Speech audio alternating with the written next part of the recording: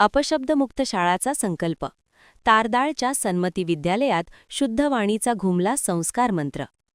हातकणंगले तालुक्यातील तारदाळ येथील सन्मतीच्या अंगणात संस्कारांचा मळा हजारो विद्यार्थ्यांच्या उपस्थितीत पार पडला. यावेळी विद्यार्थ्यांनी अपशब्दमुक्तीची शपथ घेतली. पुस्तकी ज्ञानासोबतच सदाचाराचे बाळकडू देणाऱ्या तारदाळ येथील नामांकित सन्मती विद्यालयाने शैक्षणिक क्षेत्रात एक नवा वस्तुपाठ घालून दिला आहे. विद्यार्थ्यांच्या संवादात भाषेचे पावित्र्य जपले जावे आणि शालेय परिसरात सुसंस्कृत वातावरण निर्माण व्हावे, या हेतूने विद्यालयात अपशब्द न वापरण्याची अभिनव शपथ मोहीम राबवण्यात आली. या उपक्रमामुळे परिसरात शाळेच्या शिस्तीचे आणि संस्कारांचे मोठे कौतुक होत आहे.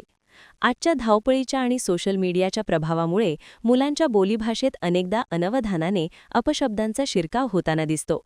ही बाब गांभीर्याने घेऊन सन्मती विद्यालयाने विद्यार्थ्यांच्या वाणी शुद्धीकरणाचा विडा उचलला आहे. सकाळी परिपाठाच्या वेळी सर्व विद्यार्थ्यांनी एका सुरात "मी माझी भाषा शुद्ध ठेवेन आणि कोणाचेही मन दुखावेल असे शब्द वापरणार नाही" अशी सामूहिक शपथ घेऊन परिसर भारावून टाकला. या विशेष उपक्रमांतर्गत मराठी विषयाचे अध्यापक संजय मसुटे यांनी विद्यार्थ्यांना शब्दांचे सामर्थ्य आणि भाषेची श्रीमंती समजावून सांगत ही शपथ दिली. यावेळी पर्यवेक्षक पद्मभूषण शेट्टी यांनी शालेय शिस्त आणि विद्यार्थ्यांचे वर्तन या विषयावर मार्मिक मार्गदर्शन केले. ते म्हणाले की शिस्त ही केवळ नियमावली नसून ती जगण्याची पद्धत आहे आणि त्याची सुरुवात आपल्या भाषेपासून होते.